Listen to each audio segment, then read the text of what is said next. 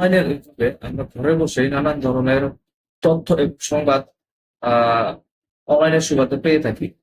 কিন্তু এগুলো কতটুকু সত্য এবং কতটুকু মিথ্যা সেগুলো আমরা যাচাই বাছাই না করেই এগুলো সত্য বলে ধরে নেই, এবং এইগুলো আমরা সোশ্যাল মিডিয়াতে শেয়ার করে থাকি। যার কারণে দেখা যায় মানুষের মধ্যে এক ধরনের বিভ্রান্তির সৃষ্টি হয়। একটি মিথ্যা ঘটনাকে কেন্দ্র করে মানুষের মধ্যে একটা উদ্বেগের সৃষ্টি হয়। তাই সকলেরই ফেসবুকে বা ইউটিউবে কোনো একটা জিনিস শেয়ার করার পূর্বে সেই বিষয় সম্পর্কে ভালোভাবে যাচাই বাছাই করে নেওয়া উচিত।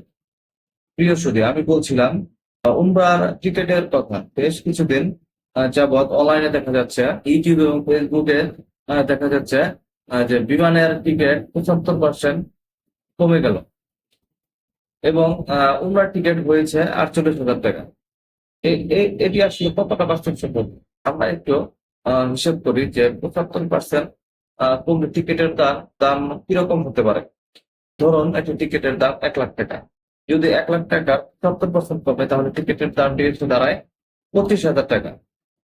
সেই সুবাদে উমরার টিকিট কিরকম প্রাইজে হতে পারে এই দিক থেকে যদি বিবেচনা করি তাহলে উমরার টিকিট আসে, আমরা গত জানুয়ারি ফেব্রুয়ারিতে আমাদের টিকিট কেটেছি 80,000, 85,000 এরকম প্রাইজে আমাদের টিকিট কেটেছি। তো সেই হিসাব করলে দেখা যায় 75% কিন্তু 20,000-এর নিচে নেমে আসে।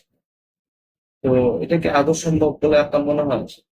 দেখেন ভাই, ফেসবুক এবং ইউটিউবে মানুষ নানান ধরনের নিউজ প্রচার করে থাকে, কিন্তু এটা বাস্তবসম্মত কিনা সেটা অবশ্যই আপনাকে যাচাই বাছাই করতে হবে। যদি উমরা টিকিটের দাম 48,000 টাকা হয়, এগুলো সরকারকে আমি সাধুবাদ জানাই এবং সকলেরই সরকারের প্রতি কৃতজ্ঞতা থাকা উচিত। কিন্তু এটি সরকার আসলে কতটুকু বাস্তবায়ন করতে পারে সেটি দেখার উচিত।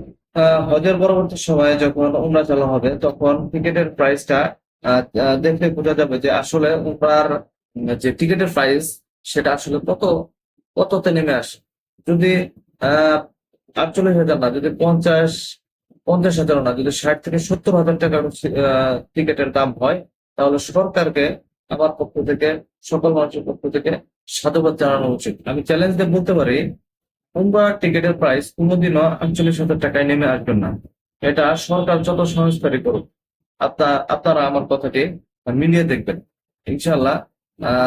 আর কিছুদিন পরে যখন উমরা চালু হবে তখন আপনারা এই বিষয়টি অবশ্যই দেখতে পারবেন। তাই কেউ এই ধরনের নিউজ দেখে বিভ্রান্তের শিকার হবেন না এবং কাউকে কোনো এজেন্সি কিংবা মল্লিককে বিভ্রান্ত করবেন না। আশা করি সকলে এই বিষয় সম্পর্কে বুঝতে পেরেছি।